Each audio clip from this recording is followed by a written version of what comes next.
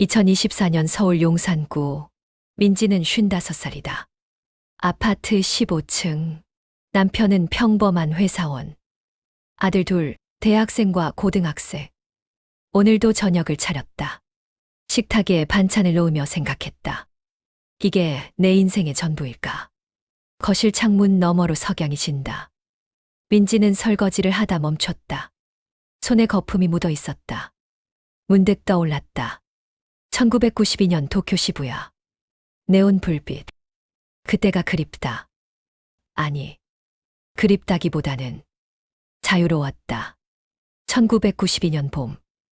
민지는 23이었다. 오빠 이름은 김태식. 부산 최대 조직이인자. 36살. 민지는 오빠의 금지옥엽이었다. 초등학교 때부터 오빠 부하들이 등하교 호위. 중학교 때는 전용 차량. 고등학교 때는 기사 둘. 민지는 숨이 막혔다. 대학은 부상여대 음악과. 오빠가 정해준 학과. 기숙사는 안 됐다. 집에서 학교까지 차로 등하교. 친구도 못 사귀었다. 다들 민지 오빠가 누군지 알았다. 무서워서 다가오지 않았다. 민지는 외로웠다. 23 봄. 민지는 결심했다. 도망가자. 오빠가 절대 못 찾을 곳. 일본. 그것도 독. 민지는 몰래 여권을 만들었다. 남포동의 작은 여행사. 오빠 부하들 눈에 안 띄는 곳. 관광 비자 15일. 그걸로 충분했다. 1990년 5월 14일. 김포공항. 민지는 가방 하나만 들었다. 옷 몇 벌, 화장품, 현금 200만 원. 집을 나설 때 오빠는 없었다. 회의 중이었다. 민지는 쪽지를 남겼다. 오빠, 미안해. 나 좀 숨 쉬고 올게. 그게 전부였다. 나리타 공항 도착. 오후 3시. 민지는 입국 심사를 통과하며 웃었다. 해냈어. 신주쿠행 리무진 버스. 창밖으로 도쿄가 펼쳐졌다. 자유였다. 신주쿠 호텔 체크인. 작은 비즈니스 호텔. 민지는 침대에 누웠다. 천장을 보며 웃었다. 호위도 없고, 기사도 없고, 오빠도 없다. 이게 자유구나. 그런데 사흘 후. 돈이 떨어지기 시작했다. 호텔비, 밥값, 교통비. 200만 원이 생각보다 빨리 줄었다. 민지는 처음으로 불안했다. 호텔 로비에서 한국 잡지를 봤다. 뒷장에 광고. 일본 클럽 구인. 당일 면접. 고수익. 민지는 전화번호를 적었다. 다음 날. 시부야의 작은 빌딩 3층. 면접을 본 사람은 한국 여자였다. 이름은 수경 언니. 30 초반. 나이는? 23이요. 일본 온지. 날짜요. 수경 언니가 민지를 훑어봤다. 예쁘네. 키도 크고. 일해본 적 있어? 없어요. 수경 언니가 웃었다. 없는 게 나아. 물 안 들어서. 시작은 내일부터. 괜찮아? 네. 민지는 거짓말을 했다. 이름은? 이민지요. 민지 씨. 좋아. 진짜 이름을 말했다. 그게 실수인지 몰랐다. 클럽 이름은 사쿠라. 시부야 센터가이 근처. 지하 1층. 빨간 조명. 가죽 소파. 일본 엔카가 흘렀다. 수경 언니가 민지에게 드레스를 건넸다. 검정색, 어깨가 드러나는 스타일. 이거 입고 나와. 민지는 탈의실에서 옷을 갈아입었다. 거울을 봤다. 낯선 여자가 보였다. 그래도 나쁘지 않았다. 첫 출근. 오후 8시. 클럽에는 벌써 손님이 있었다. 일본 남자네. 양복 차림. 수경 언니가 민지를 불렀다. 저기 가서 앉아. 웃고. 잔 채워주고. 그게 다야. 민지는 테이블로 갔다. 손님들이 박수쳤다. 오, 신인이네. 이름이 뭐예요? 민지예요. 한 남자가 민지 옆에 앉았다. 50 초반. 회사 부장 같았다. 민지 씨, 일본 처음이에요. 네. 한국 어디서? 부산이요. 거짓말은 아니었다. 남자가 위스키를 따라줬다. 건배. 민지는 잔을 들었다. 첫 술이었다. 그날 밤 팁으로 3만 엔을 받았다. 한국 돈으로 30만 원. 민지는 숙소 침대에 앉아 돈을 세었다. 이렇게 쉬운 거야? 그 생각이 위험한 줄 몰랐다. 일주일이 지났다. 민지는 클럽 생활에 익숙해졌다. 손님 옆에 앉는 것, 웃는 것, 술 따르는 것. 어렵지 않았다. 그런데 어느 날, 새 손님이 왔다. 일본 남자 셋. 분위기가 달랐다. 양복이 고급이었다. 시계가 빛났다. 태도가 건방졌다. 야쿠자였다. 민지는 본능적으로 알았다. 부산에서 오빠 주변 사람들과 비슷한 느낌. 수경 언니가 긴장한 표정으로 민지를 불렀다. 저 테이블 가. 조심해. 야마구치조 사람들이야. 민지는 고개를 끄덕이고 테이블로 갔다. 세 남자 중 가운데 앉은 사람이 보스 같았다. 40 초반. 머리를 뒤로 넘겼다. 목에 문신이 살짝 보였다. 이름은? 민지예요. 남자가 민지를 보며 웃었다. 민지는 옆에 앉았다. 잔을 채웠다. 남자 이름은 사토 켄지. 야마구치조 시부야 지역 간부. 민지 씨는 왜 일본 왔어? 여행이요. 여행? 클럽에서. 민지는 웃었다. 돈이 필요해서요. 솔직하네. 켄지가 민지 어깨에 손을 올렸다. 민지는 움찔했지만 참았다. 마음에 들어. 오늘부터 내 전담. 그날부터 켄지는 매주 화요일마다 왔다. 반드시 민지를 불렀다. 민지는 불편했지만 팁이 좋았다. 한 번에 10만 엔. 한 달이 지났다. 켄지가 물었다. 민지 씨, 한국에선 뭐 했어요? 그냥 학생이었어요. 가족은? 오빠 있어요. 그 말을 하는 순간 민지는 후회했다. 오빠, 뭐 하는데? 그냥 사업해요. 켄지가 눈을 가늘게 떴다. 무슨 사업? 민지는 말을 흐렸다. 잘 모르겠어요. 켄지는 더 묻지 않았다. 그런데 그날 밤, 켄지가 민지를 클럽 밖으로 불렀다. 시부야 거리. 네온이 번쩍였다. 같이 밥 먹자. 민지는 거절하고 싶었다. 그런데 켄지 눈빛이 무서웠다. 같이 갔다. 시부야 고급 스시집. 카운터에 둘이 앉았다. 켄지가 사케를 주문했다. 민지 씨, 솔직하게 말해. 오빠가 뭐 하는 사람이야? 민지는 잔을 들었다. 그냥 사업이요. 무슨 사업이냐고. 켄지 목소리가 낮아졌다. 민지는 어쩔 수 없었다. 조직 일 해요. 켄지가 웃었다. 조직, 야쿠자. 한국에서는 그렇게 안 불러요. 뭐라고 불러? 민지는 작게 말했다. 조폭. 켄지가 크게 웃었다. 재미있네. 조폭 여동생이 여기서 일해? 민지는 아무 말도 하지 않았다. 오빠 이름이 뭔데? 민지는 고개를 저었다. 말 못해요. 켄지가 민지 턱을 잡았다. 말해. 민지는 눈을 감았다. 김태식. 켄지가 손을 놨다. 김태식, 부산. 민지가 놀라서 켄지를 봤다. 어떻게 알아요? 우리도 알아. 한국 조직. 켄지가 전화기를 꺼냈다. 민지는 가슴이 철렁했다. 켄지는 일본어로 누군가에게 전화했다. 민지는 알아들을 수 없었다. 통화가 끝났다. 켄지가 민지를 봤다. 재미있는 일이 생겼어. 뭐요? 내 오빠, 우리 보스가 알아. 민지는 숨이 막혔다. 어떻게요? 작년에 거래했대. 부산에서. 민지는 일어섰다. 저 가야 해요. 켄지가 민지 손목을 잡았다. 앉아. 놔주세요. 내 오빠한테 연락할 거야. 민지는 울었다.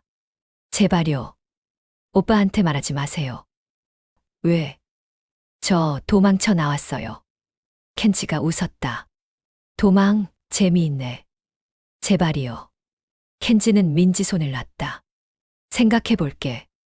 그날 밤 민지는 잠을 못 잤다. 숙소 침대에 누워서 천장을 봤다. 끝났다. 오빠가 알면 끝이야. 이틀 후, 켄지가 다시 클럽에 왔다. 민지를 불렀다. 민지는 떨리는 손으로 테이블로 갔다. 앉아. 민지가 앉았다. 켄지가 속삭였다. 내 오빠한테 연락했어. 민지는 눈물이 났다. 왜요? 우리 보스 지시야. 오빠가 뭐래요? 내일 일본 온대. 민지는 고개를 떨어뜨렸다. 끝이었다. 그날 밤 민지는 도망치려 했다. 숙소 짐을 쌌다. 공항으로 가려고 했다. 그런데 문 앞에 남자가 서 있었다. 켄지 부하. 어디 가세요? 민지는 방으로 돌아갔다. 감시당하고 있었다. 다음 날 오후, 시부야 클럽. 민지는 소파에 앉아 있었다. 손이 떨렸다. 문이 열렸다. 오빠가 들어왔다. 김태식. 검정 정장. 선글라스. 부하 둘과 함께. 민지는 울음을 터뜨렸다. 오빠가 민지 앞에 섰다. 선글라스를 벗었다. 눈빛이 차가웠다. 일어나. 민지는 일어났다. 오빠가 민지 뺨을 때렸다. 민지는 쓰러졌다. 미쳤냐? 켄지가 옆에서 보고 있었다. 오빠가 켄지에게 고개를 숙였다. 패를 끼쳐서 죄송합니다. 켄지가 손을 흔들었다. 아니야. 재미있었어. 오빠가 민지를 일으켰다. 가자. 민지는 저항하지 못했다. 오빠 손이 너무 아팠다. 클럽을 나서며 민지는 뒤를 봤다. 수경 언니가 미안한 표정으로 서 있었다. 민지는 고개를 끄덕였다. 괜찮아요. 공항으로 가는 차 안. 오빠는 아무 말도 하지 않았다.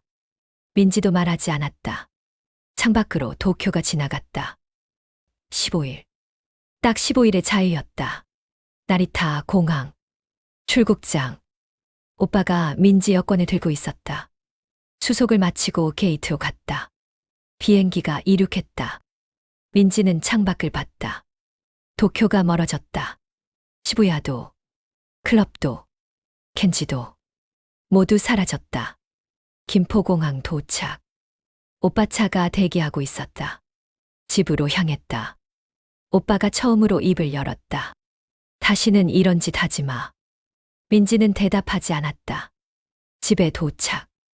민지 방 문이 잠겼다. 감옥이었다. 한 달간 외출 금지. 민지는 방에서 창밖만 봤다. 부산 바다가 보였다. 자유는 없었다. 그해 겨울. 오빠가 민지 방문을 열었다. 선을 보러 가자. 민지는 고개를 저었다. 싫어요. 일주일 후 맞선. 상대는 오빠 조직 후배. 30살. 이름은 박진우. 조용한 남자였다. 민지는 흥미 없었다. 그런데 오빠가 결정했다. 한 달 후 약혼. 석 달 후 결혼. 민지는 아무 말도 하지 않았다. 결혼식 날. 1993년 봄. 민지는 웨딩드레스를 입고 거울을 봤다. 시부야 클럽 드레스가 생각났다. 그때가 더 자유로웠다. 신혼여행은 제주도. 남편 박진우는 착했다. 민지한테 강요하지 않았다. 그래도 민지는 행복하지 않았다. 결혼 1년 후 아들을 낳았다. 이름은 남편이 지었다. 민지는 상관없었다. 아이를 키우며 시간이 흘렀다. 오빠는 조직 보스가 됐다. 민지 남편은 2인자가 됐다. 민지는 조직 보스 부인이자 2인자 아내였다. 감옥은 더 견고해졌다. 둘째 아들을 낳았다. 민지는 엄마가 됐다. 그런데 밤마다 꿈을 꿨다. 시부야 네온. 클럽 계단. 켄지 웃음소리. 그리고 자유. 2000년. 오빠가 교통사고로 죽었다. 장례식장에 조직원 수백 명. 민지는 울지 않았다. 남편이 보스가 됐다. 민지는 보스 부인이 됐다. 더 무거운 족쇄. 2010년. 남편이 은퇴했다. 조직을 후배에게 넘겼다. 평범한 사업으로 전환했다.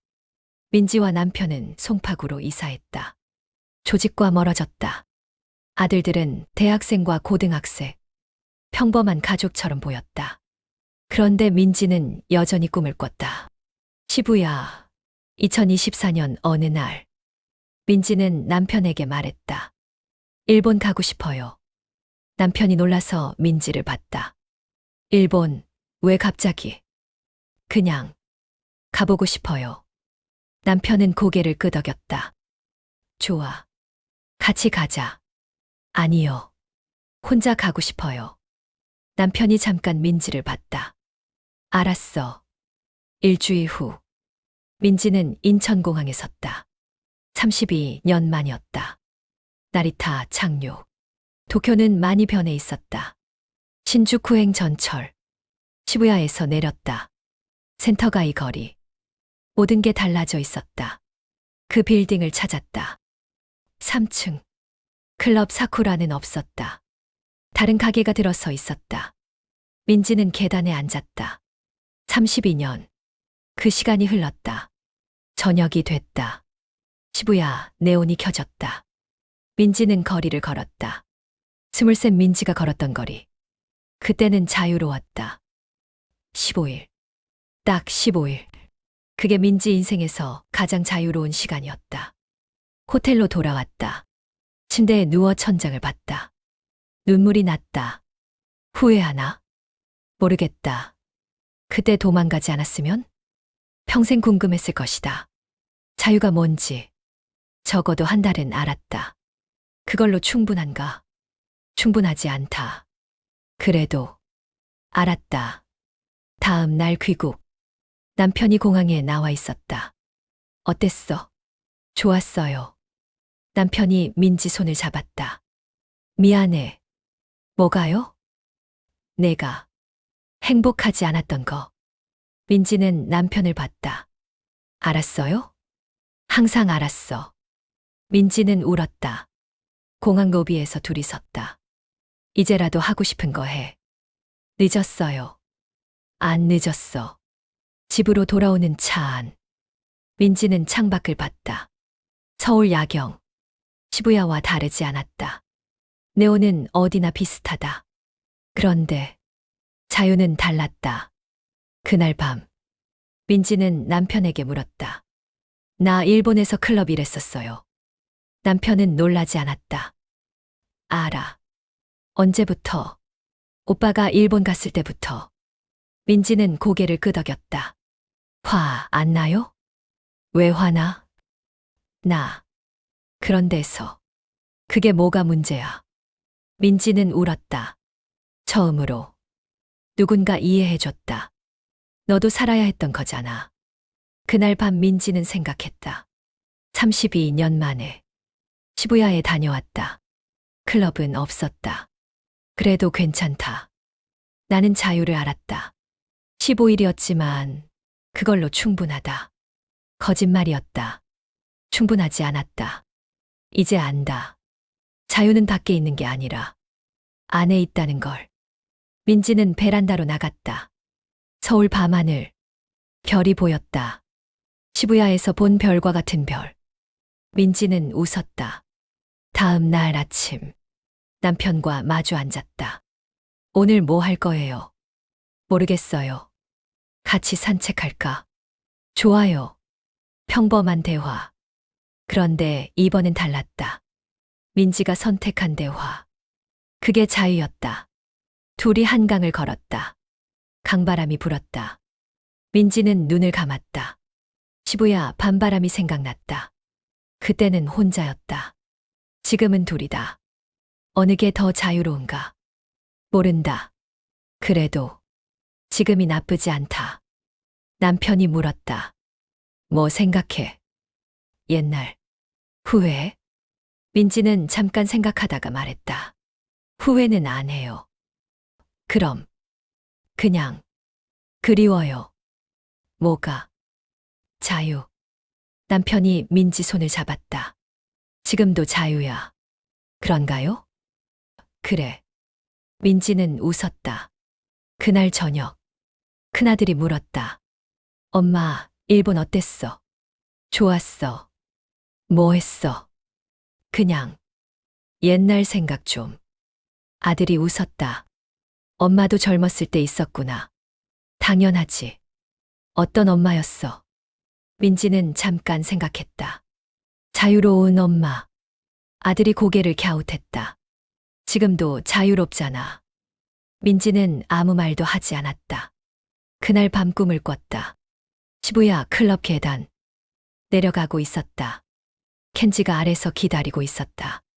그런데 이번엔 무섭지 않았다. 계단을 다 내려갔다. 켄지가 웃었다. 오랜만이야, 민지. 민지도 웃었다. 오빠는? 켄지가 위를 가리켰다. 계단 위에 오빠가 서 있었다. 민지를 보고 있었다.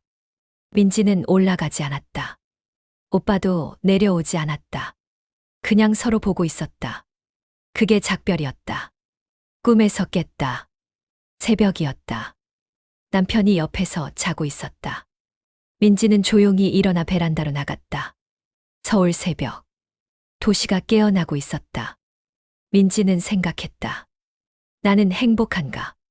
모르겠다. 그걸로 충분한가? 충분하지 않다. 그리고 자유였던 그 시간. 그걸 기억한다. 평생 기억할 것이다. 그게 민지의 전부다. 아침이 왔다. 민지는 커피를 끓였다. 남편이 일어났다. 좋은 아침. 좋은 아침. 평범한 하루가 시작됐다. 그런데 이번엔 민지가 웃고 있었다. 진짜 웃음이었다. 나도 다찌었었으니까. 다음 이야기는 나가사키의 은솔이 이야기로 이어지겠습니다. 구독과 좋아요는 다찌들에게 위로가 될 겁니다.